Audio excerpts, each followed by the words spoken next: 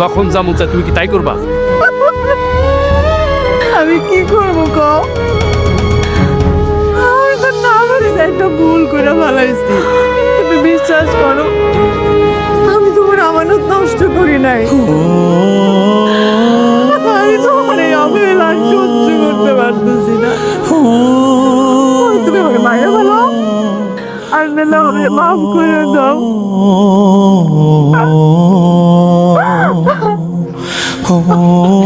আমি আর সহ্য করতে পারতেছি না।